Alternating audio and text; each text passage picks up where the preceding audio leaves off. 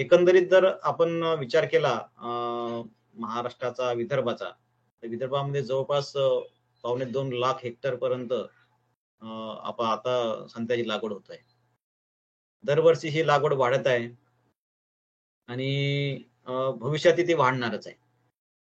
परंतु जे वाढणारी लागवड आहे, त्याच्यामधून येणारं जे उत्पादन आहे, त्या उत्पादनामध्ये जे वाढ होणार आहे, त्या उत्पादनाचं करणार काय आपण? त्याचं किती एक्सपोर्ट करणार आहे, किती त्याचं प्रोसेसिंग करणार आहे, किती डोमेस्टिक प्रोडक्शन वापरणार आहे, किती इंटरनॅशनल मार्केटला आपण अवेलेबल करून देणार आहे. याचा सुद्धा आपल्याला विचार भविष्यामध्ये करावा लागणार आहे, जेणेकरून 2 पैसे आपल्या शेतकऱ्याला मिळेल. केवळ केवळ टेबल फ्रूट म्हणून विकून हा फळ चालणार नाही, तर त्यामध्ये आपल्याला प्रोसेसिंग काही करता येईल का? हा सुद्धा महत्त्वाचा भाग आहे. आता प्रोसेसिंगचा जर विचार केला आपण, तर इतर फळाच्या तुलनेमध्ये थोडंसं टेडियस क्रॉप हे प्रोसेसिंगसाठी आहे. बऱ्याचशा अंशी यामध्ये प्रयत्न झालेले सुद्धा आहे. विदर्भामध्ये सुद्धा बऱ्याचशा इंडस्ट्री याच्यामध्ये काम करतायत आणि त्याच्यावरती प्रोसेसिंग त्यांनी करतायत. परंतु पाहिजे तसं यश अजूनही आपल्याला आलं नाही किंवा इतर पिकामध्ये जसं बघतो आपण, द्राक्षामध्ये बघतोय, डाळिंबामध्ये बघतोय, आंब्यामध्ये बघतोय. तर यामध्ये बऱ्यापैकी आपल्याला प्रोसेस प्रॉडक्ट मिळतोय आणि ते अवेलेबल होत आहे. कारण हे इझिली प्रोसेस होणारे फळ आहे. परंतु फळ असं एक आहे, संत्रा एक फळ असं आहे की थोडंसं टेडियस आहे.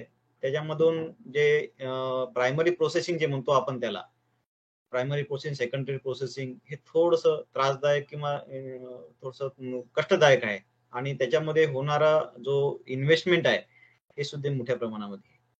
तर आपण यामध्ये सुद्धाच हे जे होणारे लॉसेस आहे, हे आपल्याला कसे करता येईल आणि त्याचं काय स्टेटस आहे, हे आपण हळू बघूया. तर यामध्ये ज्या प्रेझेंटेशनमध्ये जे मी काही गोष्टी सांगणार आहे, त्याच्यामध्ये बेसिकली प्रेझेंट स्टेटस आणि एक्सपोर्ट पोटेन्शियल याचं काय आहे? नंतर व्हॅल्युएशन आपण याच्यामध्ये कुठलं करता येईल? प्रोसेस प्रॉडक्ट्स आहे, बाय प्रॉडक्ट्स आहे.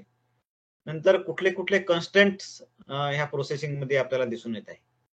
कारण कन्स्ट्रेंट हे सगळ्यात महत्त्वाचा भाग आहे आणि ते जोपर्यंत आपण सॉर्ट आउट करणार नाही, तोपर्यंत त्याला पुढे चालना आपल्याला मिळणार नाही. नंतर strategies for development of processing industry in Vidarbha. आपल्याला काहीतरी स्ट्रॅटेजिक प्लॅन करावा लागेल. नुसतं आपण प्रोसेसिंग करायची आहे आणि याच्यावरती इतकं व्हायला पाहिजे, तितकं व्हॅलिडेशन व्हायला पाहिजे, इतकं बोलून चालणार नाही. तर त्याला कॉन्क्रीट अशी एक स्ट्रॅटेजी आपल्याला आखावी लागेल. त्याच्यासाठी आपल्याला फार्मर्स प्रोड्युसर ग्रुप्स आहे, कृषी विद्यापीठ आहे, कृषी विभागाचे तज्ञ आहे. तर हे सगळं एकत्र बसून त्याच्यावरती आपल्याला काही स्ट्रॅटेजिक प्लॅन करावं लागेल. गव्हर्नमेंटच्या काही पॉलिसीज आहेत, सेंट्रल गव्हर्नमेंटच्या काही पॉलिसीज आहे, नॅशनल हॉर्टिकल्चर बोर्ड आहे, नॅशनल हॉर्टिकल्चर मिशन्स आहे. तर ह्या सगळ्या गोष्टी जोपर्यंत आपण एकत्र आणणार नाही, तोपर्यंत स्ट्रॅटेजिक जो प्लॅन आहे, तो आपल्याला तयार करता येणार नाही. आणि हा स्ट्रॅटेजिक प्लॅन केल्यानंतर त्याला फ्युचर प्रॉस्पेक्ट्स कुठले आहे, कुठे अपॉर्च्युनिटीज आहे, त्याची स्ट्रेंथ काय, त्याची आपल्याला सॉर्ट अनालिसिस करावं लागेल. त्याची स्ट्रेंथ बघायला लागेल, त्याची विकनेसेस बघायला लागेल, थ्रेट बघायला लागेल, नंतर अपॉर्च्युनिटीज काय ते बघायला लागेल. तर ह्याचं सगळं अनालिसिस आपल्याला या माध्यमातून आपल्याला करावं लागेल. तर ह्या प्रेझेंटेशन मध्ये साधारणतः या गोष्टी आपण बघणार आहोत. आता एकंदरीत जर भारताचा जर विचार केला, तर फळे आणि भाजीपाल्यामध्ये अर्थातच फळामध्ये त्याचं पोझिशन सेकंड आहे आणि पहिला हा चायना आपण म्हणतो नेहमीच त्याचं अस्तित्व हे पहिल्या नंबरवरती राहिलेलं आहे आणि सेकंड पोझिशनवरती आपण वर्ल्डमध्ये आपण. आता याच्यामध्ये संत्र्याचा जर विचार केला पूर्ण वर्ल्डमध्ये, तर India is the third position. इंडियाचं थर्ड पोझिशन वरती आहे. त्यामध्ये ब्राझील हे एक नंबरवरती आहे. संत्र्याचं प्रोडक्शन हे सध्या ब्राझील नंबरवरती आहे आणि त्या खालोखाल आता इस्रायल सुद्धा आपण बघतोय. इस्रायल सुद्धा एक चांगल्या पद्धतीने संत्र्यामध्ये टेक्नॉलॉजी डेव्हलप करून आज चांगल्या नंबरवरती तो आज राहतो. नंतर युनायटेड स्टेट सुद्धा संत्र्यामध्ये एक अपेक्स भूमिका निभवत आहे. नंतर citriculture is the third largest industry in mango and banana. म्हणजे जे महत्वाचे जे फळ पीक आहे भारतामध्ये, ते आहे संत्रा, मोसम, संत्रा, आंबा आणि तुमचं बनाना. तर आंब्या आणि बनाना नंतर किंवा केळीनंतर हे संत्रा हे one of the largest industry भारतामध्ये आहे आणि त्यामध्ये बऱ्याचशा स्टेटचा त्यामध्ये सहभाग आहे आणि प्रामुख्याने विदर्भ हा त्याच्यामध्ये की रोल करतोय. आपण कंबोवणं त्याला आपण कॅलिफोर्निया सुद्धा म्हणतो. जर एकंदरीत विचार केला आपण त्याचं एक्सपोर्टचं, तर जवळपास 18,998 टन्स ऑफ ऑरेंजेस हा आपण एक्सपोर्ट केलेला आहे. त्याच्यामधून जवळपास आपण 53 करोड आपल्याला व्हॅल्यू त्यातून मिळते. एखाद्या फळाची न्यूट्रिशन क्वालिटी जर आपण बघतो म्हटलं, तर साधारणतः आपण स्क्रीनवर बघतात आहे की आता कोरोना काळ येतोय, आपण म्हणतोय व्हिटॅमिन सी जास्त घ्यायला पाहिजे वगैरे वगैरे हा भाग आहे त्याच्यामध्ये. तर मधल्या काळात मोठा स्लोगन झाला होता, संत्रे खा आणि कोरोना हटवा. तर हे संत्रा एक महत्वाची भूमिका त्याच्यामध्ये येऊ शकते. म्हणून त्याच्यामध्ये व्हिटॅमिन सी सुद्धा कंटेंट हे मॅक्झिमम आहे. बाकी सुद्धा व्हिटॅमिन्स आपण बघत आहोत, vitamin A, vitamin B, vitamin C, phosphorus, potassium, जे आपल्याला अन्नद्रव्याची गरज आहे आपल्या शरीराला मॅक्झिमम, ते संत्र्यामधून बऱ्यापैकी आपल्याला मिळते. परंतु हा जरी प्रोडक्शनचा जर भाग बघितला आपण संत्र्याचा, कारण हे पेरिशेबल कमोडिटीज आहे, लगेच नाशिवंत होणारी फळ आहे, आणि त्यामुळे याचा जर एकंदरीत कंटेंट जर बघितला तर 30% हा कंटेंट हा लॉस होतोय.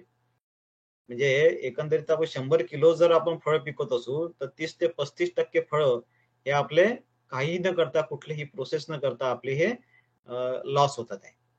आणि म्हणून याची इंटरनॅशनल बाजारामध्ये जर आपण विचार केला, नुसतं संत्र्याचाच नाही, इतर फळ सुद्धा त्याच्यामध्ये आली, तर याच्यामध्ये जवळपास 23 ते 24 हजार करोड रुपयाचं जे आर्थिक नुकसान आहे, आपण याच्या माध्यमातून आपण दरवर्षी गमावतोय. आणि जसं म्हणतात आहे की हे जे लॉसेस मधून जे आपण गमावतोय 23-24 हजार करोड, हे एखाद्या देशाची किंवा एखाद्या छोट्याशा कंट्रीची इकॉनॉमी असू शकते. म्हणजे इतका मोठा लॉस या माध्यमातून, या पोस्टर लॉस माध्यमातून आपण करतोय.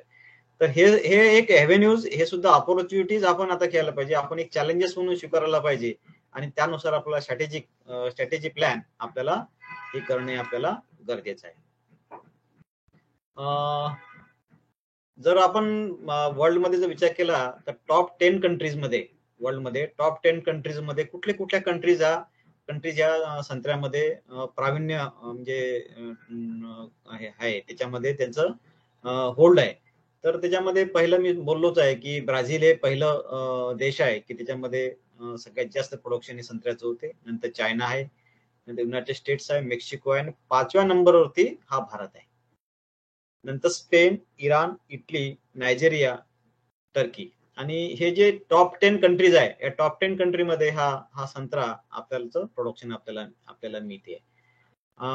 साधारणतः जर आपण इंडियाचं प्रोडक्शन जर बघितलं, तर आपल्याला 62,86,000 जवळपास टन मध्ये आपल्याला उत्पादन हे आपल्याला होतोय. हे थोडीशी ओल्ड फिगर आहे, परंतु आपल्याला आता 1.5 उत्पादन त्याचं वाढलेलं आहे, कारण आता इंडो इस्रायल टेक्नॉलॉजी आलेली आहे.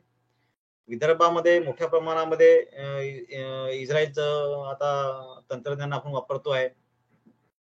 ज्या ठिकाणी 6 ते 7 टन उत्पादन हे हेक्टरी होत होतं, आज आपण बघतोय की ऋषिकेश सारखा एक शेतकरी आज 70 ते 80 टन उत्पादन पर हेक्टर घेतोय. आपण बघितलं असेल, त्याचं पेपरला पण बऱ्यापैकी आपण ऐकतोय. म्हणजे तंत्रज्ञान नवीन नवीन येतोय, उत्पादन वाढतोय, आणि उत्पादन जर वाढत असेल तर त्याचं जे नियोजन आहे, त्याचं जे आफ्टर हार्वेस्ट आहे, आफ्टर हार्वेस्ट केल्यानंतर जे नियोजन आहे, ते अत्यंत महत्वाचं आहे. म्हणून उत्पादन वाढी सोबत सोबत त्याचं समोरचं नियोजन किंवा स्ट्रॅटेजी सुद्धा करणं हे गरजेचं आहे. हे जे भारताचा जर विचार केला आपण, तर बऱ्यापैकी स्टेटमध्ये संत्रा होतोय. आपण जे संत्र्याचे जे फळाचे जे फोटो तिथे दिसतात आहे, जम्मू काश्मीर पासून तर अगदी हिमाचल प्रदेश पर्यंत, या सगळ्या स्टेटमध्ये जवळपास कमी अधिक प्रमाणामध्ये संत्र्याचं प्रोडक्शन आपलं होत आहे. हा टेबलवरून तुमच्या लक्षात येईल की आपलं एकंदरीत जे प्रोडक्टिव्हिटी जी आहे, जनरल प्रोडक्टिव्हिटी आपली, ते संत्र्यामध्ये 6 ते 7 टन, 6.7 टन आहे. नंतर स्वीट ऑरेंज मध्ये 10 टन आहे. नंतर लाईम्स अँड लेमन्स मध्ये 8 टन आहे. म्हणजे ऑन अँड ऍव्हरेज जे प्रोडक्टिव्हिटी बघितली आपण, तर फारसे काही आपण अजूनही पाहिजे तसा जे झेप घ्यायला पाहिजे ती अजूनही घेतलेली नाहीये. काही पर्टिक्युलर शेतकरी आहे ते करतात आहे, परंतु तेवढा भागणार नाही. आपल्याला ऑन एन एव्हरेज प्रोडक्टिव्हिटी आपल्याला जवळपास 25 ते 30 टनापर्यंत जोपर्यंत जाणार नाही तोपर्यंत इतर देशाच्या कॉम्पिटिशन मध्ये आपण उतरणार नाही. आणि म्हणून हे प्रोडक्शन आपल्याला कुठेतरी वाढवणे हे गरजेचं आहे. एकंदरीत स्टेटचा जर विचार केला तर महाराष्ट्रामध्ये सगळ्यात जास्त त्याचं एकरेज आहे.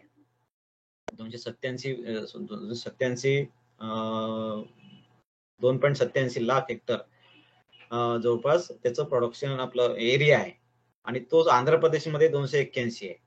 परंतु प्रोडक्टिव्हिटी जर बघितली तर महाराष्ट्रामध्ये 1725 आहे आणि आंध्र प्रदेशमध्ये, म्हणजे आंध्र प्रदेश आपल्यापेक्षा थोडा प्रोडक्शन मध्ये पुढे येतो, म्हणजे एरिया कमी परंतु प्रोडक्शन जास्त आहे. हे सुद्धा आपल्याला एक चिंतेची बाब आहे की आपण आपला कॅलिफोर्निया म्हणतो आणि विदर्भ हा एक संत्र्यामध्ये नागपुरी संत्री आपण फेमस आहे, प्रसिद्ध आहे, जगाच्या पाठीवरती आता त्याचं नाव आहे, त्याला जीआय इंडिकेशन सुद्धा आपल्याला मिळालेलं आहे. परंतु कुठेतरी आपण कमी पडतो का हे सुद्धा आपल्याला या माध्यमातून या पिक्चर मधून आपल्याला दिसत आहे. पंजाबमध्ये त्याचं 905 आहे, म्हणजे एरिया त्याचा कमी आहे. परंतु आपण जर आंध्र प्रदेश आणि महाराष्ट्राच्या तुलनेमध्ये विचार केला तर निश्चित स्वरूपामध्ये हे थोडीशी आपल्याला विचार करण्याजोगी बाब आहे की याच्यामध्ये आपल्याला थोडं काम करण्याची गरज आहे, अजून प्रोडक्शन वाढण्याची अत्यंत गरज आहे. बाय अँड लार्ज जर आपण विचार केला तर आपल्याला 2 बहार आपण संत्र्यामध्ये घेतो, साधारणतः आंब्या बहार आणि मुरुग बहार. मुरुग बहार, आंब्या बहार हा नोव्हेंबर डिसेंबर मध्ये त्याचं फ्लॉवरिंग येतं आणि मृग बहार हार्वेस्टिंग आपल्या फेब्रुवारी मार्च मध्ये येतो आणि आंब्या बहारचं हार्वेस्टिंग हे नोव्हेंबर डिसेंबर मध्ये येतं. तसं लिंबामध्ये सुद्धा 2 बहार आहे, पण त्याच्यामध्ये ऍडिशनल हस्तबहार हा एक इकॉनॉमिकल बहार त्याच्यामध्ये गणला जातो. पण गेल्या 2 वर्षापासून मी तुम्हाला अगोदरच बोललो की फ्रूट ड्रॉप हा मोठा विषय याच्यामध्ये येतोय आंब्या बहारामध्ये. आणि म्हणून त्याचं आंब्या बहाराचं नियोजन आता परवाच्या मीटिंग मध्ये सुद्धा एक विषय झाला. माननीय कुलगुरू साहेबांनी त्याच्यामध्ये थोडस म्हणजे काही सूचना केल्या की त्यामध्ये जे फ्रूट ड्रॉप झाल्यानंतर जे फळं जे पडतात आंब्या बहाराचे, त्याच्यामधून काही करता येईल का आपल्याला, इथेनॉल वगैरे असं काही आपल्याला करता येईल का, किंवा काही बाय प्रोडक्ट करता येईल का, जेणेकरून जे मॅच्युअर फ्रुट्स आहे ते गळल्यानंतर त्याचं पोस्ट हार्वेस्ट करता येईल का, त्याचा सुद्धा विचार मंथन आपल्याला भविष्यामध्ये करायचं आहे. त्याचे सुद्धा स्ट्रॅटेजिक प्लॅन आपल्याला करायचा आहे. तर हे एक पिक्चर त्याच्यामध्ये दिलेलं आहे आंब्या बहाराचा आणि मृग बहाराचा. तर सिट्रसच्या मध्ये कुठल्या कुठल्या व्हेरायटीचा आपण ग्रो करतो, त्याच्यामध्ये मँडरिन मध्ये नागपूर संत्रा, कुरुग आहे, खासी आहे, किन्नो आहे. आणि स्वीट ऑरेंज मध्ये माल्टा ब्लड रेड, मोसंबी अँड सातगुडी, नंतर चाफा आहे, व्हॅलेन्शाईन आहे, हॅम्लिन आहे, पाइनएप्पल आहे. मोसंबी मध्ये सगळ्यात महत्वाची एक आपली राहिलेली आहे काटोल गोल्ड. काटोल गोल्ड हे अत्यंत महत्वाची जात प्रजात आपण कृषी विद्यापीठाने ते विकसित केलेली आहे काटोल संशोधन केंद्रामध्ये. आणि त्याला खूप मोठी मागणी आपल्या स्टेटमध्ये आणि स्टेटच्या बाहेरून सुद्धा आपल्याला मोठ्या प्रमाणामध्ये त्याला मिळतो आहे. आणि संत्र्याच्याच खालोखाल आता मोसंबीचं सुद्धा आता एकरेज किंवा प्रोडक्शन आता वाढत आहे. आणि म्हणूनच काही काही व्हेरायटीचं इंट्रोडक्शन आपल्या याच्यामध्ये करता येईल का हे सुद्धा बघणं गरजेचं आहे. आणि त्यामध्ये काटोल गोल्ड हे महत्वाचे आहे. नंतर तुमची न्यूसेलर हे सुद्धा त्याच्यामध्ये महत्वाचा सहभाग निभू शकते. लिंबामध्ये प्रमाणिली, विक्रम, साई सरबेती हे माहितीसाठी फक्त देतोय. चक्रधर आहे, ताहिती आहे, पीकेएम आहे, सिलेक्शन आहे, सिडलेस लाईम आहे. ह्या इथे एकंदरीत या सिट्रस ग्रुप मधल्या ज्या व्हेरायटीज आहे त्या व्हेरायटीचं याच्यामध्ये आपण दिलेलं आहे. हे काही फोटोग्राफ्स याच्यामध्ये दाखवण्याचा प्रयत्न करतोय. त्याच्यामध्ये सीडलेस व्हेरायटी आहे, नंतर सीडलेस क्लोन आहे तो, नंतर sweet orange Katol gold variety आपण जे म्हटलं काढलेली आहे कृषी विद्यापीठाने. त्याच्यामध्ये मॅक्झिमम ज्यूस हा 47.32% आहे. पीडीक्यू लाईन सुद्धा विद्यापीठाने काढलेली आहे. सिडलेस 182 आहे, मुदखेड आहे, किन्नो आहे, नागपूर सिडलेस आहे. तर सिडलेस एक महत्वाचा मुद्दा या प्रोसेसिंग मध्ये संत्र्यामध्ये आहे. कारण कडवटपणा ज्यूस मध्ये येणारा कडवटपणा हा एक महत्वाचा हर्डल किंवा कॉन्स्टंट असं म्हणता येईल. आणि त्यामुळे जर बिया विरहित किंवा सीडलेस व्हेरायटीचं जर आपण इंट्रोडक्शन जास्त मॅक्झिमम करण्याचा प्रयत्न केला, तर आपल्याला प्रोसेसिंग इंडस्ट्रीसाठी हे सीडलेस व्हेरायटीज आपल्याला मॅक्झिमम उपलब्ध करून देता येईल. हा एक स्क्रीन तुम्हाला स्क्रीनवरती दिसतंय की एकंदरीत देशाची परिस्थिती काय आहे, आपण कुठे आहोत, आपलं स्टेटस काय आहे, आपण ज्या मोठ्या सगळ्या काही गोष्टी करतोय, तर ते कुठे आपण आपला आवाज बुलंद होऊ शकतो, हे ह्या पिक्चरमध्ये दिसेल तुम्हाला की देशामध्ये जेवढं काही प्रोडक्शन होतं त्याच्या किती टक्के आपण आपल्या देशामध्ये फळे आणि भाजीपाल्याचं प्रोसेसिंग करतो. आता ह्या काही कंट्रीजचं त्याच्यामध्ये विश्लेषण मी करण्याचा प्रयत्न केलेला आहे. त्याच्यामध्ये मलेशिया आहे, साऊथ आफ्रिका आहे, फिलिपाईन्स आहे, थायलंड आहे, ब्राझील आहे, USA आहे आणि इंडिया आहे. तर याच्यामध्ये सगळ्यात जास्त जर कॉन्ट्रीब्युशन जर असेल, तर एक छोटीशी कंट्री मलेशिया, त्यांनी 83% म्हणजे 100 किलो जर तुमचं फूड प्रोडक्शन फळाचं आणि भाजीपाल्याचं प्रोडक्शन असेल, तर 83 ते 84 किलोवरती ते जवळपास प्रोसेसिंग करतात. आणि त्याच्या अगेन्स्ट जर आपण विचार केला आपल्या भारताचा, तर आपण फक्त 2 ते 3% आहोत. म्हणजे 98% जे प्रोड्यूस आहे आपण, एक तर आपण 40 to 45 30% म्हणतो आपण, हे वाया जातं कुठल्या ना कुठल्या कारणामुळे. बरेचसे पोस्ट लॉसेस त्याच्यामध्ये आहे. काही ट्रान्सपोर्टेशन लॉसेस असेल, काही फिजिओलॉजिकल लॉसेस असेल. हे लॉसेस सगळे पकडूनच आपण काही डोमेस्टिक पर्पजसाठी वापरतो आपण, काही कन्झम्पशनसाठी वापरतो. पण त्याबाबतीत फक्त 2%च आपण प्रोसेसिंग करतो. म्हणजे ही आपल्याला एक अजून खूप मोठी चिंतेची बाब आहे, की आपली हे फिगर गेल्या काही वर्षापासून अजूनही स्टॅग्नंट आहे. अजूनही ते कुठेतरी सरकत नाही आहे. त्याच्यामध्ये आपल्याला कुठं कमी पडतो का? मॅनपॉवर आपल्याला टेक्निकल मॅनपॉवर कमी पडतो आहे का? इन्फ्रास्ट्रक्चर काही अभाव आहे का? काही पॉलिसी डिसिजन आपल्याला यामध्ये घ्यावं लागले का? याची काही स्ट्रॅटेजी आपल्याला ते नेमावं लागेल का? या सगळ्या गोष्टीचा सुद्धा आपल्याला अंदाज आपल्याला भविष्यामध्ये घ्यावा लागेल, त्याचा वेध घ्यावा लागेल. जवळपास जर प्रोसेसिंग युनिटचा जर विचार केला आपण, तर जवळपास 5,500च्या आसपास प्रोसेसिंग युनिट आपल्या भारतामध्ये आहे. म्हणजे बेसिकली काही कॉटेज इंडस्ट्री सोडल्या तर मोठ्या इंडस्ट्री ज्या आहे तिथे जवळपास 5 ते 5,500 आहे. प्रोसेसिंगचा जो इन्स्टॉल कॅपॅसिटी आणि प्रोडक्शनची लेव्हल आहे, ही काही 2003 पासून 14 पर्यंत जर व्हॅल्यू आपण बघितली त्याच्यामध्ये, तर आणि याच्या पुढे सुद्धा 2014 नंतर सुद्धा बघितली, तर फारशी काही आपल्याला गेन नाही. ही जरी फिगर आपल्याला आता दिसले 2014 पर्यंत, परंतु याच्यानंतर सुद्धा गेन जर आपण बघितला, तर तेवढा काही असा विशेष अप्रिशिएबल नाहीये. आणि म्हणून कुठे आपला हा जो कंपोनंट आहे, हा कुठे वीक आहे, कुठे त्याची चेन कुठेतरी कमजोर आहे, हे सुद्धा आपल्याला त्या माध्यमातून आपल्याला बघावं लागेल. कारण हा ग्राफ फारसा काही त्याला पिकअप किंवा गेन दिसत नाही. आता ऍक्च्युली आपल्याला करायला काय पाहिजे? आपण आपलं कॉन्ट्रीब्युशन, आपलं पार्टिसिपेशन कुठल्या गोष्टीमध्ये असायला पाहिजे? आपण त्यासाठी जर आपल्याला हा सेक्टरला जर पुढे न्यायचं आहे, तर आपल्याला कोणत्या गोष्टीचा अवलंब करणं गरजेचं आहे. तर त्याच्यामध्ये काही कंपनीज आहे, ज्याच्यामध्ये पार्ले ॲग्रो आहे, गोदरेज फूड्स आहे, हिंदुस्तान आहे, HP ॲग्रो आहे, MIDCL आहे, कोका कोला आहे. म्हणजे PPP म्हणजे प्रायव्हेट पार्टनरशिप जे म्हणतो आपण, हा जो कन्सेप्ट आहे, हा आता आणणे गरजेचं आहे. आपल्याला काही MOU साइन करावे लागतील, काही प्रायव्हेट कंपन्यांशी आपल्याला टायप करावं लागेल. आणि जोपर्यंत आपण गव्हर्नमेंट एजन्सी प्रायव्हेट एजन्सी सोबत टायप करणार नाही किंवा त्यांना इन्व्हॉल्वमेंट करून घेणार नाही, जसे जैन इरिगेशन आहे, जैन इरिगेशन सुद्धा आता प्रोसेस सेक्टरमध्ये येऊ पाहतात आहे. काही मोठ्या मोठ्या फर्म्स आहेत, त्या सुद्धा याच्यामध्ये जसं रामदेव बाबाचं काही त्याच्यामध्ये चालू आहे. तर अशा काही गोष्टी त्याला चालना देऊन गव्हर्नमेंटचं त्याला पाठबळ करून काही करता येईल का? तर त्याच्यामध्ये काही काही कंपनीज आहेत, त्या कंपनीचं काही पर्टिक्युलर फळामध्ये काही ब्रँड डेव्हलप केलेले आहे. त्याच्यामध्ये आता पार्ले ॲग्रोच आहे, फ्रुटी आहे, हॅपी आहे. म्हणजे आज ब्रँडेडचा जमाना आलेला आहे. आपण जनरल प्रॉडक्ट जर आपण विकायला गेलो, तर आपल्याला कोणी विचारणार नाही. परंतु ब्रँड जर असेल, आपल्या नावाचा ब्रँड असेल, तर मात्र लोकं पैशाचा विचार करत नाही. आज लोकांना क्वालिटी पाहिजे. क्वालिटी जर असेल, तर तुम्हाला तो ब्रँड तुमचा विकला जाईल.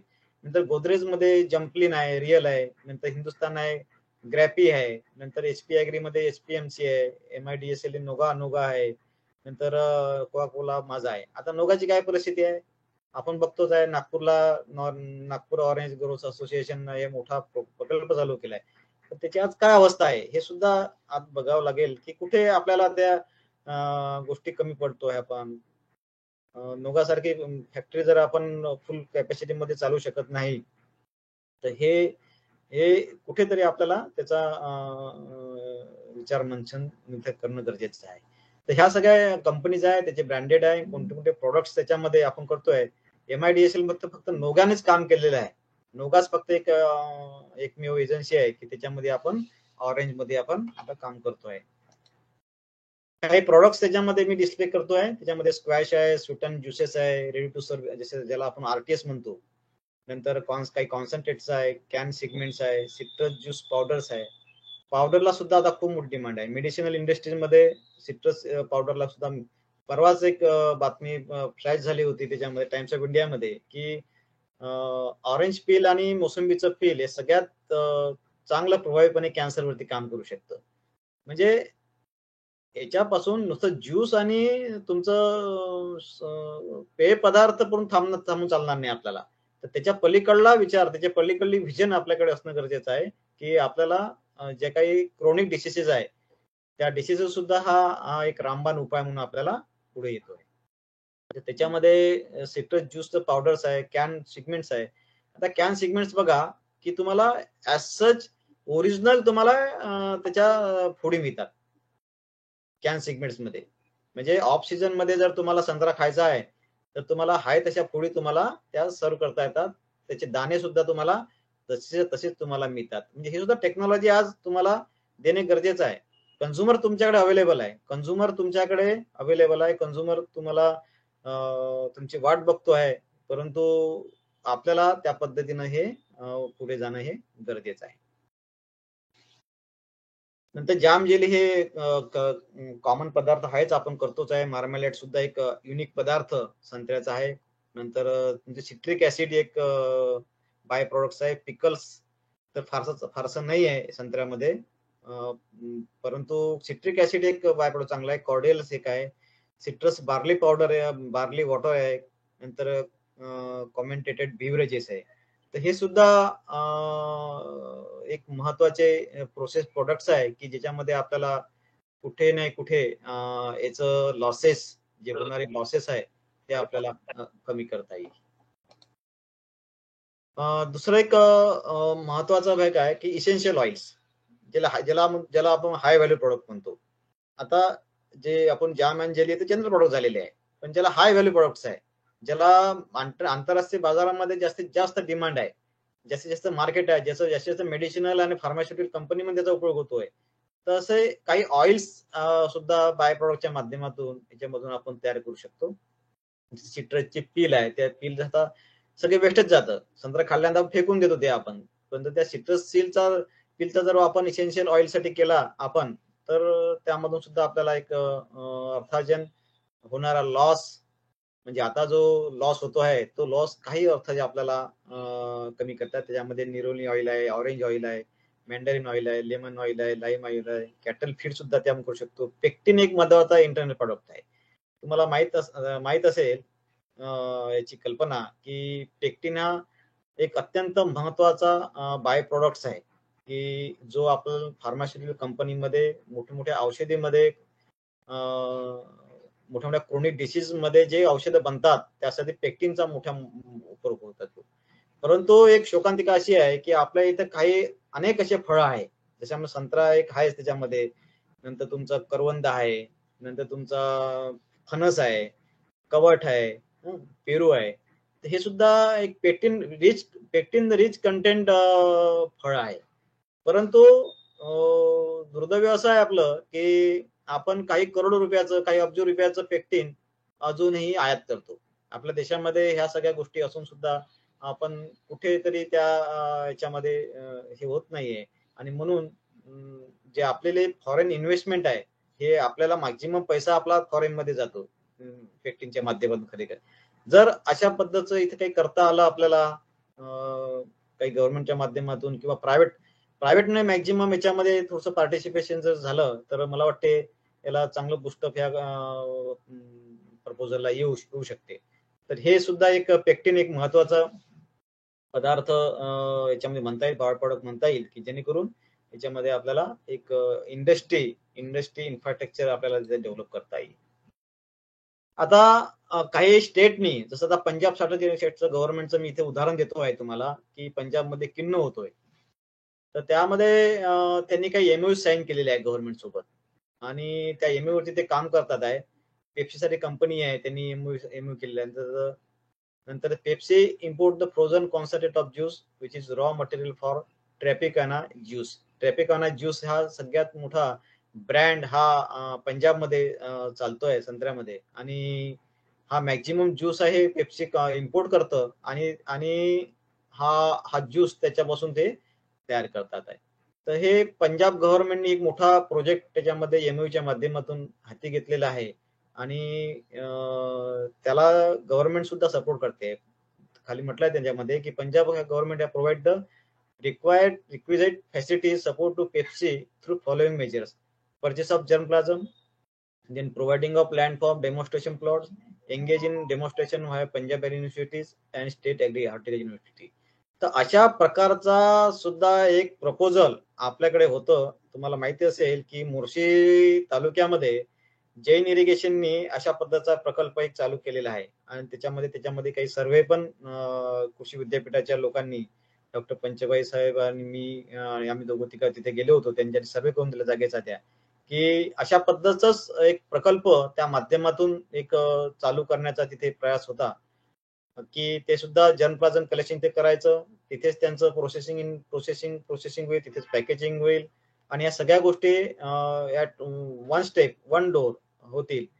त्याच धर्तीवरती जसं पंजाब गव्हर्नमेंटने केलं आहे त्याच पद्धतीने स्टेट गव्हर्नमेंटचं सुद्धा एक प्रपोजल त्याच्यामध्ये आहे. म्हणून on the line of the Punjab government, the government Maharashtra should step up for establishing the MoUs with Pepsi and Coca Cola as big a partner in processing sector. म्हणून जोपर्यंत आपण अशा काही फर्म्स आपण त्याच्यामध्ये घेणार नाही, थोडी आपल्याला रिस्क घ्यावं लागेल.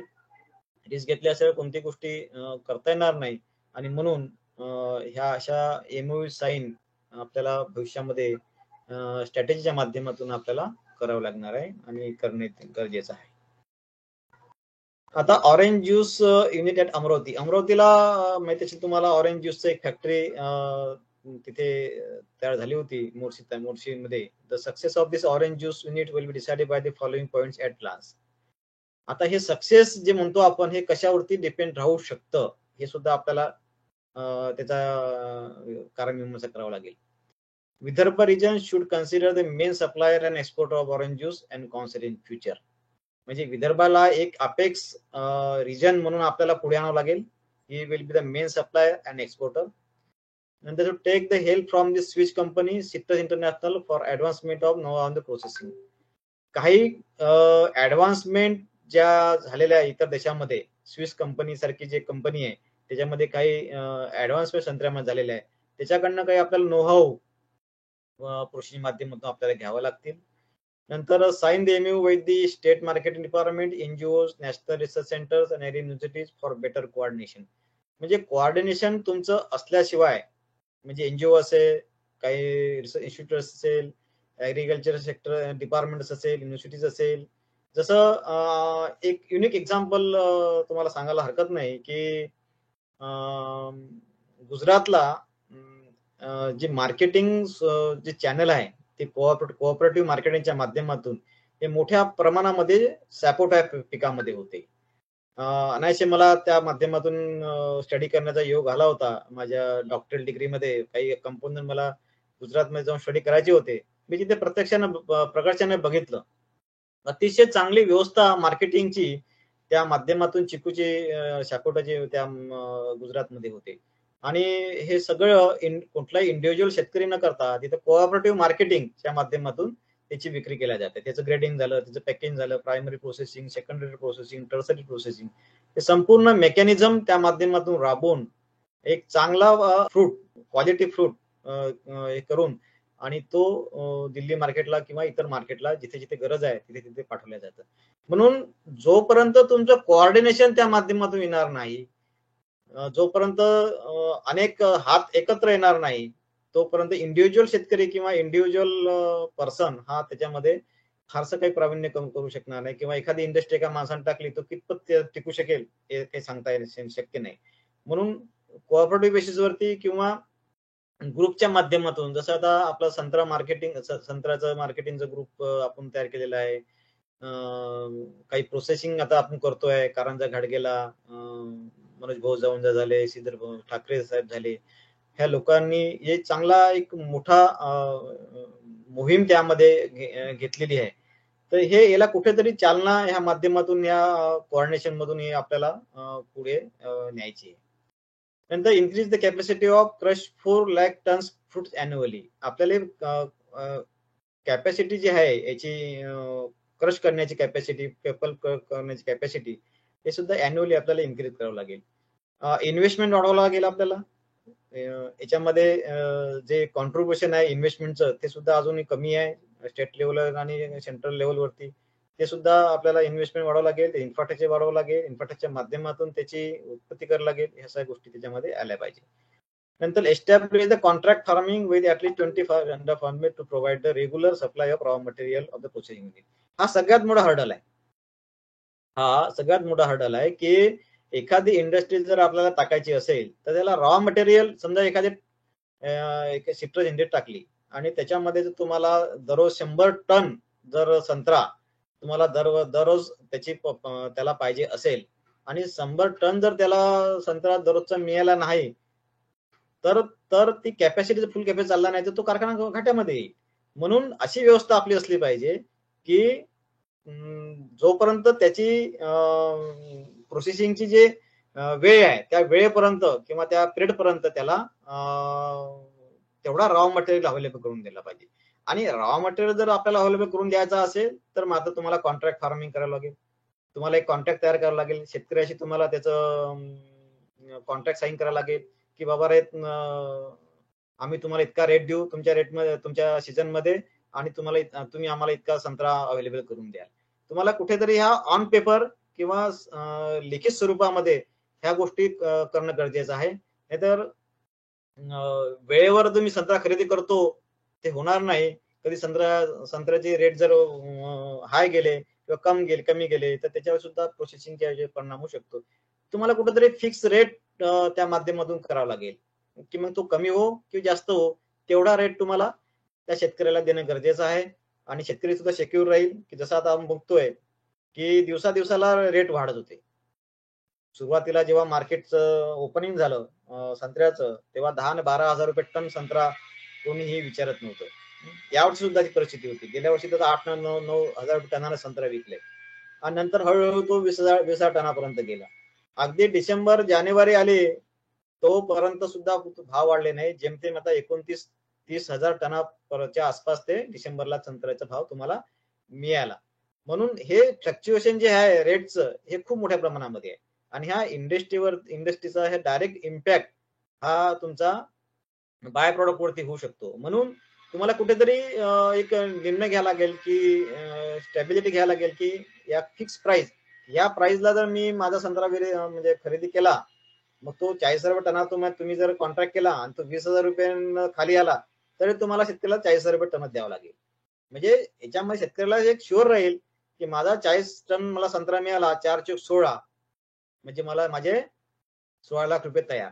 तर अशा पद्धतीचं कुठेतरी आपल्याला कॉन्ट्रॅक्ट फार्मिंगच्या माध्यमातून सुद्धा संत्र्यामध्ये आपल्याला करावं लागेल. अशा पद्धतीची फार्मिंग हे तुमचे फ्रुटले कंपनीमध्ये किंवा जैन इरिगेशनचं जे आता कांद्याचं पावडर आपण तयार करतोय टनानी, आज काही शेतकरी त्यांच्याशी जोडलेले आहे ओनियन फार्मर्स.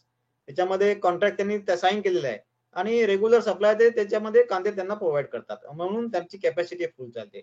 तशीच जशी वेपर्स कररची कंपनी जी आहे पोटॅटोची, तर ते फ्रुटले कंपनीमध्ये जर ठाणा आणि रायगड जो जिल्हा आहे त्यामध्ये बऱ्याचशा जो पोटॅटो ग्रोअर्स आहे किंवा बाकीचे जिल्ह्यामधले पोटॅटो ग्रोअर्स आहे त्यांना कॉन्ट्रॅक्ट साईन करून ते दर दिवसाला तेवढे त्यांना पोटॅटो प्रोव्हाइड करतात. म्हणजे त्यांची जे रनिंग कॅपॅसिटी आहे ती कॅपॅसिटी फुल चालते. म्हणून इंडस्ट्री जर बघितलं आपण तर रॉ मटेरियल अवेलेबिलिटी हा सगळ्यात मोठा हर्डल आहे. जोपर्यंत रॉ मटेरियल अवेलेबल आपण व्यवस्थित करून देणार नाही तोपर्यंत ह्या गोष्टी आपल्याला प्रॉफिट म्हणतो किंवा फुल कॅपॅसिटी चालणारा कारखाना म्हणतो हे काही होणार नाही. नंतर the company will sign separate MOUs with the industries and article department also. ते तुम्हाला अगोदर बोललो आहे की MOU memorandum of understanding concept आपण आता आपल्याला रुजवायला पाहिजे, आपल्याला तो आत्मसात करायला पाहिजे. नंतर export potential of citrus products. तर कुठले कुठले कंट्रीज आहे त्याच्यामध्ये सामोती ऑरेंजेस आहे इस्रायलला, नंतर ब्लड रेड ऑरेंजेस आहे इटलीला, सत्सुमा ऑरेंज आहे जपानला आणि नागपूर ऑरेंजेस आहे इंडियामध्ये. आता कुठला देश कुठल्यामुळे फेमस आहे, जसं आता नागपुरी ऑरेंज आहे इंडियाला फेमस आहे, तसे प्रत्येक देशाचे काही ब्रँडेड संत्रा फळ आहे, काही व्हेरायटीज आहे की त्याच्यामधून त्याचे एक आयडेंटिफिकेशन एक आयडेंटिटी त्याच्यामधून निर्माण झालेली आहे. म्हणजे समोती ऑरेंजेस म्हणजे इस्रायलला एक म्हणतो आपण त्या पद्धतीने. नंतर for industries require seedless varieties for canning of segment. Of course आपल्याला सीडेड व्हेरायटी चालणार नाही. ज्या सीडलेस व्हेरायटीज आहे कमी सीड व्हेरायटीज आहे त्या व्हेरायटी आपल्याला ग्रो करावं लागेल. जसे आता विद्यापीठाने सीडलेस व्हेरायटी काढलेली आहे त्याचा जास्त प्रोपोगंडा करून इंडस्ट्री जर आपल्याला पुढे न्यायची आहे तर त्या व्हेरायटी आपल्याला पुढे आणावं लागेल. टेस्ट हे महत्वाची आहे, कारण क्वालिटी जर तुमच्याकडे नसेल, क्वालिटी कॉन्शियस जर तुमच्याकडे नसेल तर तुमचं प्रॉडक्ट कुठले विकले जाणार नाही. जसं मी तुम्हाला अगोदर बोललो की ब्रँड नसेल तर कोणी तुम्हाला विचारणार नाही, टेस्ट नसेल तर तुम्हाला कोणी विचारणार नाही. म्हणून टेस्ट हे तुमची हे असलीच पाहिजे, डिलाइटफुल टेस्ट असलीच पाहिजे. त्या पर्टिक्युलर प्रॉडक्टचं डिपेंड आहे. जसं कलर फ्लेवर अँड टेस्ट त्याचा जर हे बघितलं तर ओव्हरऑल ऍक्सेप्टेबिलिटी, तर ओव्हरऑल ऍक्सेप्टेबिलिटी आपल्याला 8 to 9% म्हणजे फिगर मध्ये आउट ऑफ 10 जे स्केल आपली आहे सेन्सरी इव्हॉल्युशनची, तर 8 to 9% पर्यंत तुम्हाला त्याचं स्केल हे असणं गरजेचं आहे, रेटिंग असणं गरजेचं आहे. म्हणून टेस्ट हे सगळ्यात महत्वाचा भाग आहे. नंतर commercial planting should be increase. हा प्लांटिंगचा सुद्धा जे प्रोजेक्ट मोठे मोठे आहे ते आपल्याला हाती घेणे गरजेचं आहे. मॅसिव्ह प्लांटेशन, ऑर्गनाइज प्लांटेशन ज्याला म्हणतो आपण, ते आपल्याला करणं गरजेचं आहे. आणि exclusively for processing, exclusively for post harvest अशा पद्धतीचे काही ऑर्चर्ड आपल्याला रिझर्व करावं लागतील की आपल्याला it is not for sale, not for in table foods, it is exclusively for the processing. असे सुद्धा कमर्शियल प्लांटिंग आपल्याला भविष्यामध्ये करणे गरजेचं आहे, प्लॉट ट्राय करणे गरजेचं आहे. नंतर provision of the strong modern technologies base. Technology हे आहेच, जोपर्यंत टेक्नॉलॉजी मॉडर्न टेक्नॉलॉजी आपल्याकडे नसेल तोपर्यंत आपण त्याच्यामध्ये प्रावीण्य करू शकणार नाही. नंतर unity of chemist and food druggist improve R&D task. Research and development सुद्धा याच्यामध्ये आपल्याला थोडंसं आपण कमी पडतोय, त्याच्यामध्ये आपल्याला इन्व्हेस्टमेंट करणं गरजेचं आहे. काही लॅबोरेटरीज आपल्याला एस्टॅब्लिश करावं लागणार आहे. आता साधं पेटिंग काढायचं म्हटलं तर आपल्याला स्टेटच्या बाहेर जावं लागते, फिरावं लागतं की कुठे आपल्याला हे मिळेल. तर हे आपल्याला प्रत्येक नाही तालुक्या म्हटलं तरी डिस्ट्रिक्ट लेवलला सुद्धा R&Dच्या काही लॅबोरेटरीज, फूड टेक्नॉलॉजीच्या काही सर्व्हिसेस आपल्याला तिथं द्याव्या लागतील. नंतर industrial innovations in largest scope for export of process citrus products as can segment, citrus juices, concentrates, marmalades and candy etcetera. तर हे सगळे बाय प्रोडक्ट्स आहे, हे आपल्याला पुढे आणावं लागेल. आता याच्यामध्ये कन्स्टंट काय काय आहे? कन्स्टंट जर बघितलं आपण तर decentralisation of food processing industries in cottage and small scale industries. आपण त्याचं डिसेंट्रलायझेशन केलेलं आहे कॉटेज आणि स्मॉल स्केल मध्ये. आता स्मॉल स्केल असेल तर त्याच्या फॅसिलिटी त्याप्रमाणे असायला पाहिजे, कॉटेज असेल तर कॉटेजच्या प्रमाणे फॅसिलिटी असल्या पाहिजे. त्या पद्धतीनं त्याला जे गव्हर्नमेंट कडनं मदत आहे ती मदत त्यांना दिली गेली पाहिजे. रेट ऑफ इंटरेस्ट त्या माध्यमातून असला पाहिजे. त्यांना जे काही पॉवर सप्लाय आपण देतोय तो कमर्शियल न देता आपण त्याला नॉर्मल बेसिसवरती देणे गरजेचं आहे. तर ह्या सगळ्या गोष्टी जर आपण इनपुट कॉस्ट जे म्हणतो आपण, ही सगळ्यात मोठी हाय इनपुट कॉस्ट आहे. आणि हे इनपुट कॉस्ट जर आपण थोडीशी त्याच्यामधून रिलॅक्सेशन जर दिलं तर ह्या स्मॉल आणि कॉटेज इंडस्ट्री सुद्धा आपल्याला चांगल्या पद्धतीने रन करता येईल. नंतर inconvenience in marketing, transport and communication facilities. आता कम्युनिकेशन फॅसिलिटी मध्ये बऱ्यापैकी आलेले आहे, सगळ्या गोष्टी आता अवेलेबल आहे. त्याला आपण लॅक ऑफ नाही म्हणता येणार. ट्रान्सपोर्ट ही बऱ्यापैकी आपण आता पुढे आलेलो आहोत. मार्केटिंग हा एक विषय आपल्याला थोडासा बघावा लागणार आहे, कारण अजूनही आपण मार्केटिंग ह्या विषयाला अजूनही फारसं तेवढं काही महत्व दिलं गेलं नाही. आता आपण बघितलं की मागच्या वर्षी काही ट्रेन चालू केल्या आपण आपल्या विदर्भातून काही ट्रेन पाठवलेल्या, तर काही पर्टिक्युलर 1-2 ट्रेन गेल्या, नंतर मात्र पुढे काहीच झालेलं नाही. म्हणून हे कुठं सातत्य कुठेतरी आपल्याला ठेवावं लागेल. आणि हा माल जोपर्यंत आपलं बाहेर जाणार नाही जास्तीत जास्त, डोमेस्टिक तुम्ही किती वापरणार आहे, जोपर्यंत हा बाहेर जाणार नाही, बाहेरचे लोक त्याचं हे करणार नाही. काही बांगलादेश आता एक मोठी कंट्री म्हणजे मोठा इम्पोर्टर आपला आहे आपल्या संत्र्याचा, तर तिथे फारसा काही यावेळेस माल गेलेला नाही. म्हणजे कुठेतरी आपण त्या मार्केटिंग चॅनल मध्ये आपला विषय आहे का, हे सुद्धा आपण तपासून पाहणं गरजेचं आहे. म्हणून marketing, transport and communication facilities हा सुद्धा महत्व आहे. एज्युकेटेड इन्फ्रास्ट्रक्चर हा तर आपला लॅकून आहे अजूनही पाहिजे तसं इन्फ्रास्ट्रक्चर आपल्याकडे उपलब्ध नाही आहे. ऍडव्हान्समेंट जे म्हणतो आपण बोलतो आपण ऍडव्हान्समेंट किती आहे हे सुद्धा आपण त्याच्यामध्ये बघणं गरजेचं, त्याच्यामध्ये इन्व्हेस्टमेंट करणं गरजेचं आहे. त्याच्यामध्ये आपल्याला त्या पद्धतीचा पैसा आपल्याला उपलब्ध करून देणे गरजेचं आहे. नंतर tedious process for extraction of juice and bitterness in juice while extracting. जसं मी तुम्हाला मगाशी बोललो की इतर फळाच्या तुलनेमध्ये या फळामध्ये हा मोठा विषय आहे की आपण जे प्रोसेस राबवतोय एक्सट्रॅक्शन ऑफ ज्यूसची, ही थोडीशी टेडियस आहे. आणि त्यामुळे आपली इनपुट कॉस्ट आहे किंवा आपल्याला लागणारा इनिशियल जो खर्च आहे तो जास्त लागतो, मॅनपॉवर जास्त लागतात, त्याला लागणारा खर्च लागतो. आणि अर्थातच जे तयार होणारा पदार्थ आहे हा थोडा रिस्कफुल असतो. त्याला बिटरनेस आलं तर तो ग्राहक कोणी घेणार नाही. इव्हन त्याला इनपुट जास्त लागले त्यामुळे त्याला त्याची कॉस्ट सुद्धा, फायनल कॉस्ट सुद्धा जास्त वाढते. तर हा एक थोडासा हर्डल त्याच्यामध्ये म्हणता येईल इतर फळापेक्षा. आता इतर फळामध्ये अंगूर कसा जस्ट क्रश केला की तुमचा ज्यूस निघून जातो, आंबा जस्ट क्रश केला की तुमचा ज्यूस निघून जातो.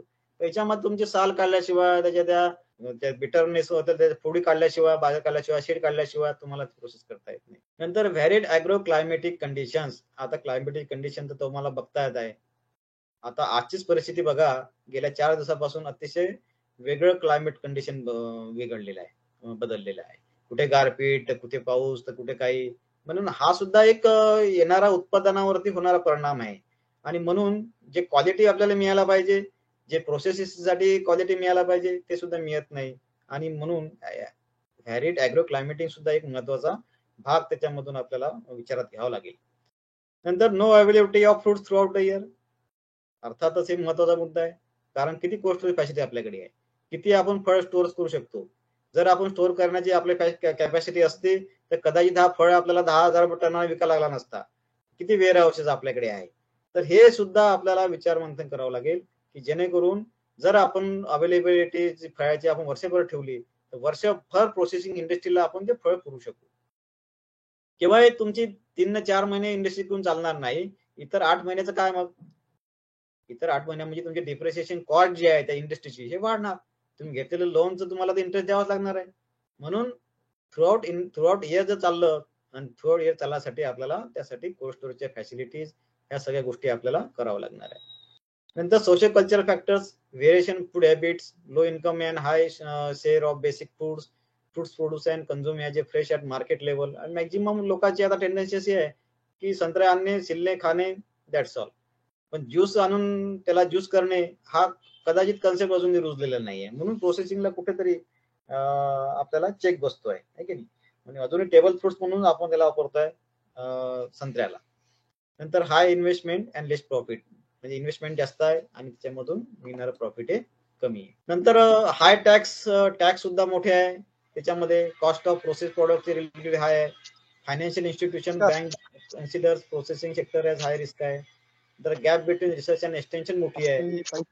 Lakh of common policy on contract farming, जे मगाशी बोललो तुम्हाला, कॉन्ट्रॅक्ट फार्मिंग अजूनही आपल्याकडे ते कन्सेप्ट रुजलेला नाहीये. लॅक ऑफ ट्रेन मॅनपॉवर, म्हणजे टेक्निकल मॅनपॉवर. ट्रेन म्हटल्यापेक्षा टेक्निकल, कारण हा सगळा टेक्निकल विषय आहे. म्हणजे प्रोसेसिंग करणं हा कोणी यावं आणि कोणी त्याचा ज्यूस काढून त्याचं ते प्रोसेस करावं अशातला भाग नाही. त्याच्यामधले सगळे लूप होल्स, सगळे नो हाऊ जोपर्यंत त्याला माहित असणार नाही तोपर्यंत तो ट्रेन मॅन पॉवर म्हणून ओळखला जाणार नाही. तर हा सुद्धा एक मोठा लॅकून आहे.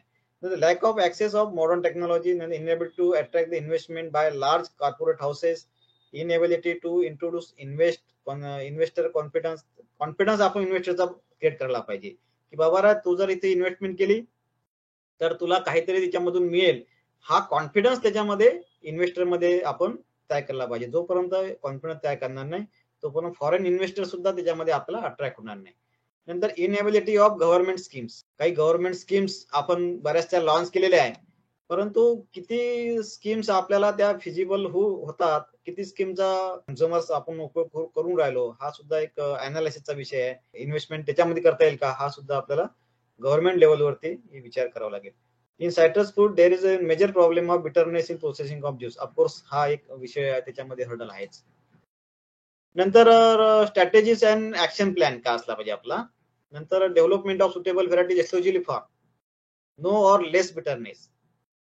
आता हा तर फार कमी चान्सेस वाटते मला की एखादी बायोटेक्नॉलॉजी किंवा एखादं जेनेटिक इंजिनिअरिंगच्या माध्यमातून ही काही कामात यावरती चालू आहे, फॉरेन चालू आहे की बिटरनेस याच्यामध्ये कमी करता येईल का. कारण सगळ्यात मोठा ऑर्डर हाच आहे.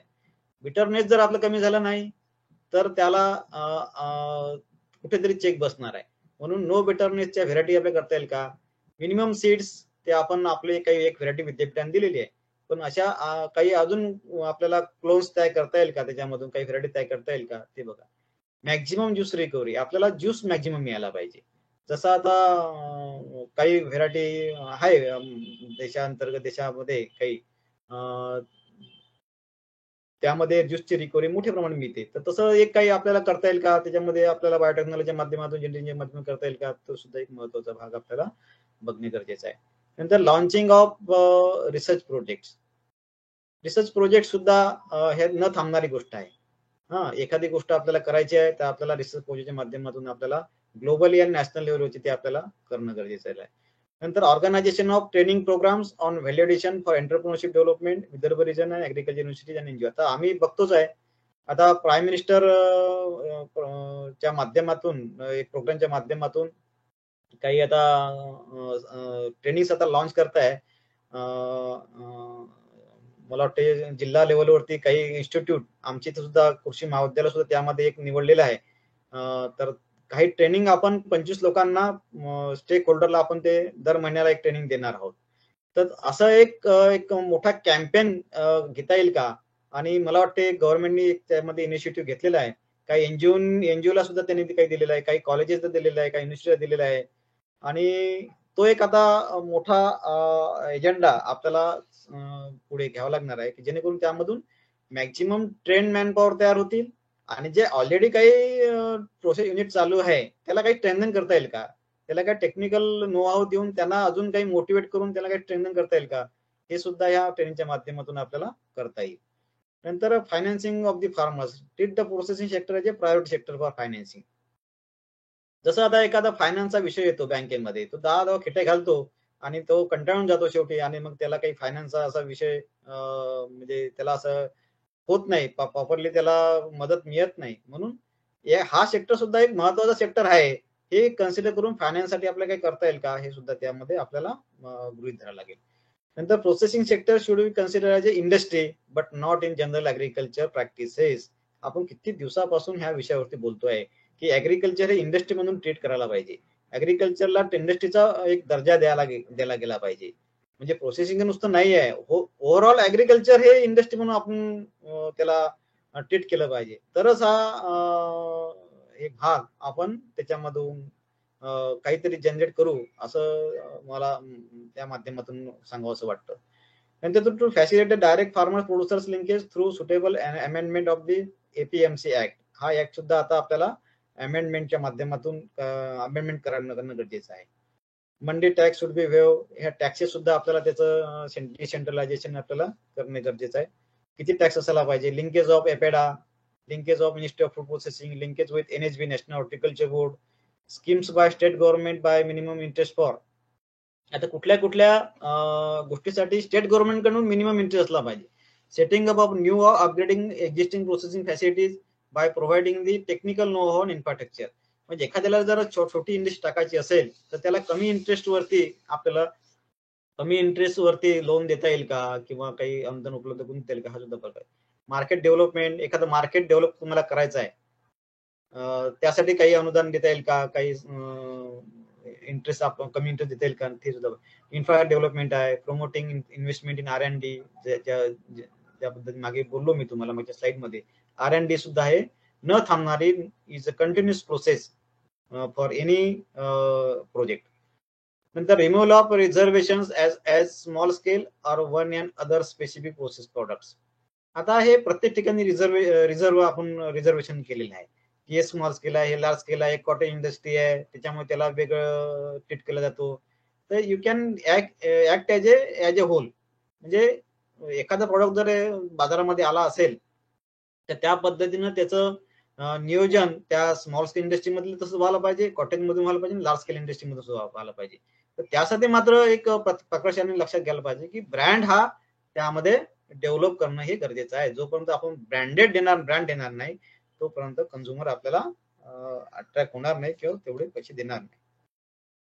आता आपण काय काय करतोय सध्या, तर आता नागपूरला सुद्धा स्पेशल इकॉनॉमिक झोन आपण करतोय.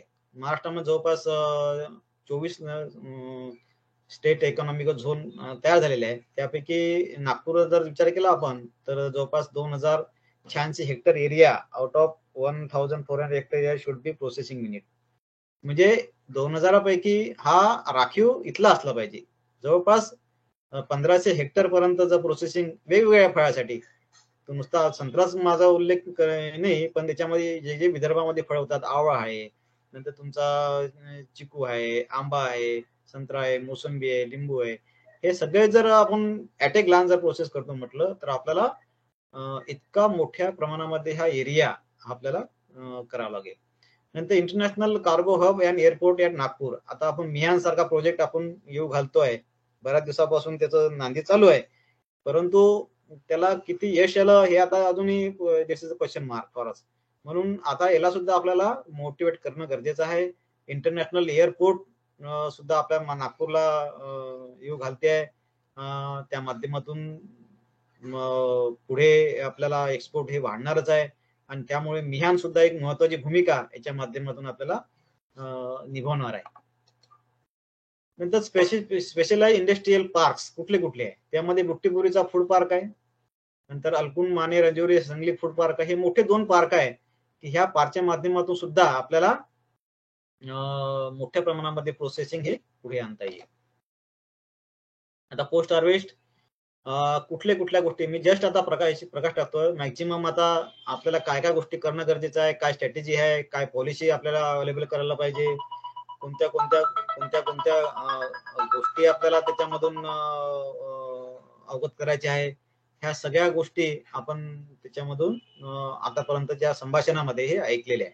आता ऍक्च्युअली मी धावतात आढावा याच्यामधून घेईन आता की आपल्याला पोस्ट हार्वेस्ट मध्ये आपल्याला काय काय आता पॉसिबल आहे आणि काय काय याच्यामध्ये काही हर्डल्स आहे, कुठल्या गोष्टी आपल्याला त्याच्यामधून करणं गरजेचं आहे. त्याच्यामध्ये क्वालिटी मेंटेनन्स ही सगळ्यात महत्वाची आहे. जोपर्यंत आपण क्वालिटी मेंटेन करणार नाही तोपर्यंत कुठल्याही गोष्टी आपल्याला स्टॅबिलिटी आपल्याला मिळणार नाही. फ्रीजिंग आहे, नंतर चिलिंग इंजुरी एक महत्वाचा भाग याच्यामध्ये येतो. जर आपल्याला प्रॉपरली स्टोरेज झालेलं नाही किंवा प्रॉपरली स्टोरेज फॅसिलिटी आपल्याकडे नसेल तर चिलिंग इंजुरी येतात. त्याच्यामधून सुद्धा पोस्ट हार्वेस्ट लॉसेस मोठे त्याच्यामध्ये होतात. नंतर प्री कुलिंग हे सगळ्यात महत्वाची बाब फळामध्ये आहे. ते अजूनही आपण कोणी करत नाही, ते कोणाची आत्मसात झालेली नाहीये. तर प्री कुलिंग हे महत्वाचा भाग आहे. त्याच्यामध्ये जरी खूप काही मेथड्स ऍडव्हान्स मेथड त्याच्यामध्ये असेल तर हायड्रो कुलिंग हे आपल्याला करणं गरजेचं आहे. जो म्हणजे फळं हार्वेस्टिंग केल्यानंतर जे आपले फील्ड हीट असते आणि जे त्या field heat is prone to attract the different kinds of the pathogens आणि तेच पॅथोजन्स नंतर तुमचे स्पोर्स असतात ते स्टोरेज मध्ये त्याला हार्मफुल असतात आणि तेच तुम्हाला डिकेइंग किंवा रॉटिंग हे स्टार्ट करतात. म्हणून जोपर्यंत त्याची फील्ड हीट आपण काढत नाही तोपर्यंत त्याची सेल्फ लाईफ म्हणा किंवा त्याची स्टोरेज लाईफ हे वाढत नाही. म्हणून बाकी जे व्हॅक्युम कुलिंग, फोर्सेस कुलिंग हे मी तुम्हाला दिलेले आहे, हा जरी महागड्या असतील हे असतील, पण हायड्रोकुलिंग जसं आपण पाण्यामध्ये बुडवून जर फळ ठेवलं एक दीड मिनिट आणि काढलं तर मला वाटतं फार काही टेडियस पद्धत नाहीये, फार काही त्रासदायक पद्धत नाही, पण ते सुद्धा आपल्या मध्ये प्रॅक्टिकली तेवढी आता येत नाही आहे. तर प्री कुलिंग हे मेथड आपण प्रत्येक फळामध्ये सुद्धा वापरात आणायला पाहिजे. हे कोल्ड स्टोरेज आहे, ह्या रेफ्रिजरेटर व्हॅन्स आहे, म्हणजे field to lab, field to market, field to export, हे सगळ्या गोष्टी ह्या रेफ्रिजरेटर व्हॅन मधून व्हायला पाहिजे. आपण आपली जी परिस्थिती आहे, आपण अजूनही बघतोय की अजूनही टेम्पो मध्येच वाहतूक आपली होती आहे. हा, त्या पेरिशेबल कमोडिटीज ते वाहत असताना परिस्थिती इतकी बिकट होते की त्याच्यामध्ये जे आपण लॉसेस म्हणतो 30 ते 40%, ते 30% लॉसेस त्याच ठिकाणी होतात फील्ड लेवलवरती, कारण आपली ट्रान्सपोर्टेशन फॅसिलिटीज अजूनही बरोबर नाही, कमकुवत नाही. आता कुठेतरी क्रेट मध्ये आपण माल नेतोय, नाहीतर आता समोरचे फोटोग्राफ बघूया आपण, काय मॅजिक आहे अजून की आपण कशा पद्धतीने हे सगळ्या गोष्टी करतो. हे मॅनिप्युलेशन ऑफ टेम्परेचरचं आहे, जे आपण ऍडव्हान्समेंट मध्ये झालं पाहिजे. आता मॉडिफाईड ऍटमॉस्फिअर स्टोरेज, ज्याला आपण CO2 आणि कार्बन डायऑक्साईडचं मॅनिप्युलेशन करून आपण मॉडिफाईड ऍटमॉस्फिअर आणि कंट्रोल ऍटमॉस्फिअर, ह्या दोन्ही ऍटमॉस्फिअर कंडिशन्स आपण मॅनेज करू शकतो. याच्यामध्ये ऑक्सिजन आणि कार्बन डायऑक्साईडचं मॅनिप्युलेशन करून. जस्ट दोन याच्यामध्ये डिफरन्स म्हणजे that is the precision of degree of precision, म्हणजे कमी जास्त कॉन्सन्ट्रेशन असलेलं ऑक्सिजन आणि ते दोन्ही याला स्टोरेजला हे गॅसेस, हे O2 आणि CO2 हे कॉमन आहे. ह्या सगळ्या बायोलॉजिकल मेथड्स, केमिकल मेथड सगळ्या दिल्या याच्यामध्ये. हा एक महत्वाचा चार्ट आहे. ह्या चार्टच्या माध्यमातून आपल्याला सगळ्या गोष्टी शिकणे गरजेचं आहे. म्हणजे त्याला म्हणतो पोस्ट हार्वेस्ट हँडलिंग चेंज किंवा पोस्ट हार्वेस्ट हँडलिंग प्रोसिजर. म्हणजे हे जे चेंज जर तुम्ही फॉलो केली तर मला वाटते तुमचं लॉसेस जे कमी होतील, आणि याच्यामध्ये एक जरी लिंक कमजोर असेल तर मात्र तुमचे लॉसेस हे कमी होणार नाही. त्याच्यामध्ये हार्वेस्टिंग आहे, रिसेप्शन आहे, प्री कुलिंग आहे, सिलेक्ट क्लिनिंग वगैरे, नंतर ड्रायिंग आहे, ग्रेडिंग, अदर ट्रीटमेंट, ज्याला मदर ट्रीटमेंट म्हणजे post harvest treatment, prior treatment, नंतर पॅकेजिंग आहे, स्टोरेज आणि ट्रान्सपोर्ट आहे. म्हणजे ह्या लिंक मध्ये एखादी लिंक जर तुमची खराब असेल तर मात्र तुमचे लॉसेस हे अटळ आहे. म्हणून हे लिंक तुम्हाला कॉन्क्रीटली फॉलो करणं हे गरजेचं आहे. जरा समोर घेतो. अशा पद्धतीचं क्लिनिंग गरजेचं आहे. तुम्हाला हायजीन जेणेकरून मेंटेन झालं पाहिजे, कारण हाताला सुद्धा, हात जेव्हा तुम्ही वापरता त्याला सुद्धा इन्फेक्शन असतं, आणि म्हणून हँड ग्लोव्ज वगैरे घालून ते फळ धुतल्या गेली पाहिजे. त्याला स्पेशली त्याचे जे काही फंजीसाइड्स आहे किंवा त्याच्यामध्ये क्लिनिंग एजंट्स आहे हे प्रॉपरली वापरले गेले पाहिजे. ग्रेडिंग आहे, प्रॉपरली आहे, त्याच्यामध्ये पॅकेजिंग आहे, आणि पॅकेजिंग मध्ये ह्या पद्धतीचं तुमचं लिफ्टिंग व्हायला पाहिजे. म्हणजे तुमचे क्रेड्स बघा, ऑटोमॅटिकली क्रेननी ते उचललं जातं, क्रेननी ठेवलं जातं, क्रेननी लोड केलं जातं, म्हणजे कुठल्याही माणसाचा त्याच्यामध्ये सहभाग राहत नाही. All these are automatic. या सगळ्या गोष्टी आपल्याला करणे गरजेचं आहे. आता हा फोटोग्राफ बघा, हा संत्र्याचा नाही आहे, पण हा केळीचा फोटो आहे. आता अशा पद्धतीचा हे आपल्या इंडियाचा नाही फोटो, पण इंडियामध्ये सुद्धा ही वेगळी परिस्थिती नाहीये. हीच परिस्थिती आपण अजूनही वापरतोय. त्याच्यामध्येच टायर आहे, त्याच्यामध्येच ते काही दुसरे ठेवलेले आहे, त्याच्यावर तो माणूस तो घेतोय. म्हणजे खालचे जे केळीचे जे बंच आहे, त्या बंचची परिस्थिती काय होत असेल हे तुम्ही बघूनच अनुभव घेऊ शकता. म्हणून अशा पद्धत जर पोस्ट हार्वेस्ट हँडलिंग जर होत असेल तर मला सांगा की आपण आपलं प्रोसेसिंग करू शकू का? आपलं जे 30% लॉसेस होतात हे त्याच्यापेक्षा सुद्धा वाढू शकेल. ही शोकांतिका आहे, आणि ही परिस्थिती काही वेगळी आपल्या देशाची नाहीये.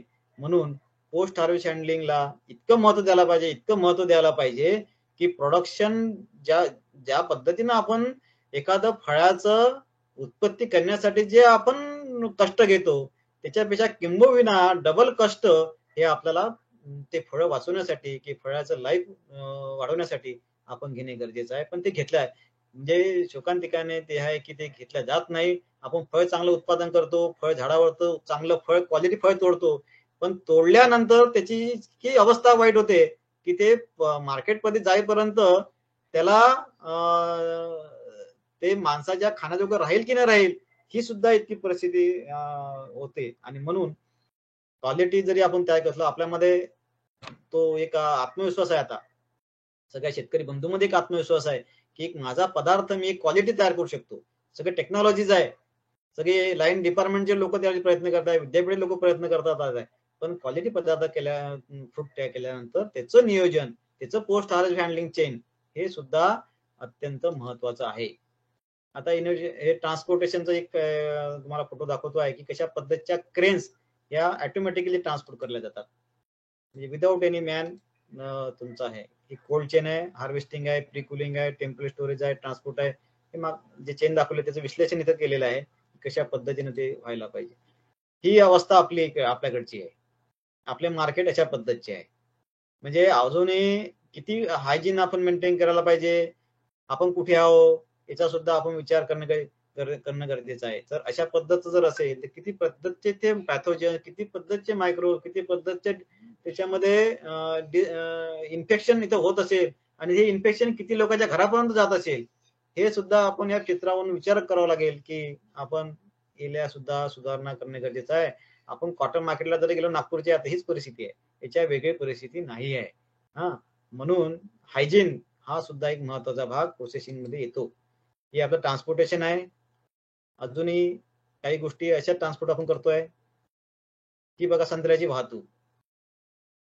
म्हणजे ह्या चित्रावरून तुम्हाला स्पष्ट होईल की ह्या संत्रा किंवा मोसंबीची परिस्थिती काय होत असेल.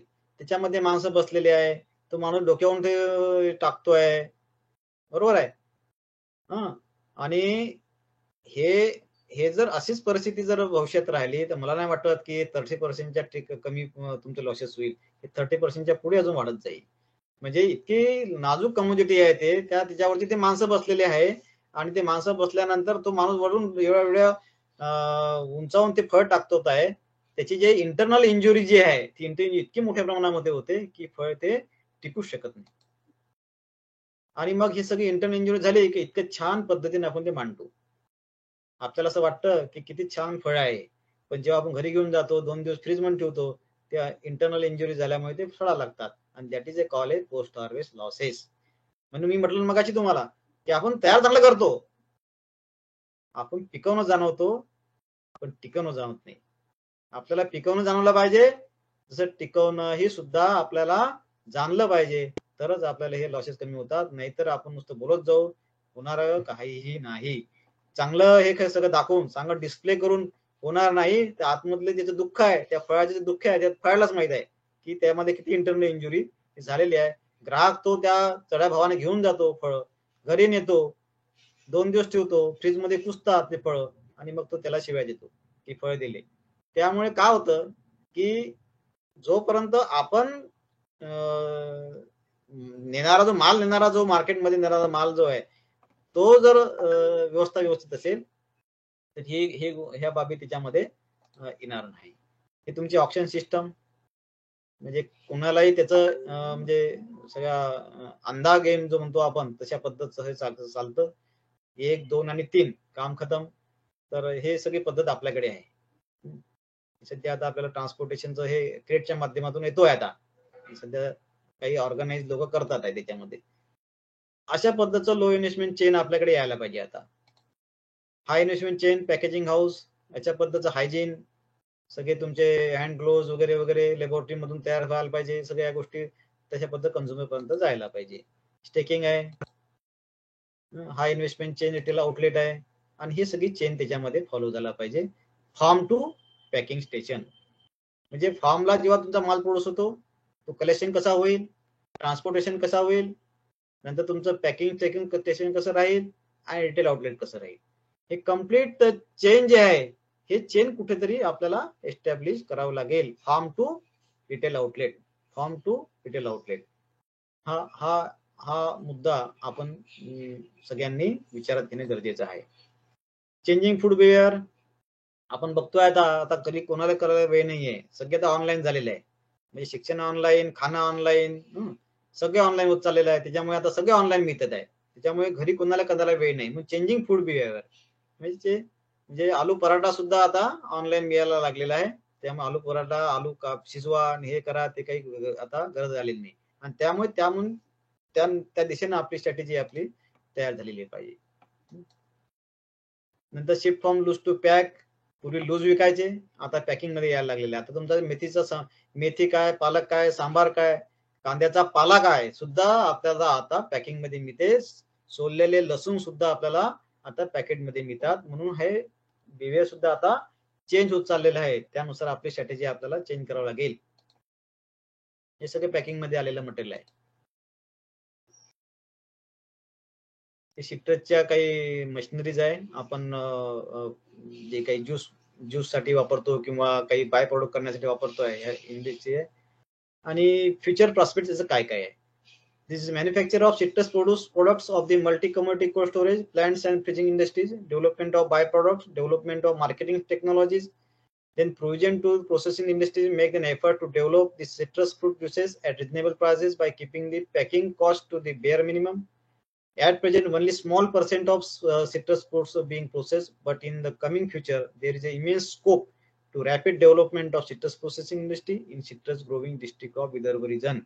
म्हणजे अजूनही आपल्याला खूप काही स्कोप आहे की सिट्रसला आपल्याला न्याय देण्याची. फक्त आपल्याला स्ट्रॅटेजी आहे, ती स्ट्रॅटेजी आपल्याला फॉलो करायला लागेल, टेक्नॉलॉजी करायला लागेल, इन्फ्रास्ट्रक्चर डेव्हलप करायला लागेल, ट्रेन मॅन पॉवर आणावं लागेल, इन्व्हेस्टमेंट करावं लागेल, गव्हर्नमेंटच्या पॉलिसी ह्या व्यवस्थित राबवावं लागतील, ह्या सगळ्या गोष्टी यावे लागेल. Conclusion: the citrus is grown in all states of country, but less of number of fruit processing industry developed in India. Need of increasing the area under crop, develop different suitable varieties for processing. Citrus-based processing industries generate employment to all over the country. Schemes and financial assistance government up to 100% of entire as government to the farmers. जशी आता आपण 80% subsidy आता drip वर दिलेली आहे. 100% subsidy द्यायला पाहिजे प्रोसेसिंगसाठी. जोपर्यंत हा जो विषय बुस्टअप होत नाही, जोपर्यंत हा विषय पुढे जात नाही, तोपर्यंत सबसिडीचा जो विषय आहे हा वाढवला पाहिजे, तोपर्यंत लोक पुढे येणार नाही. Vision 2005 was set up to increase the growth by 10% and 15% in 2010, but now our vision should be increased by 25% in 2015. This is the things now. Now the percentage will be increased, and vision should be increased of the everybody. Those who are workers, those who are stakeholders, those who are researchers, those who are consumers, those who are farmers, they have to make the vision right. Thank you.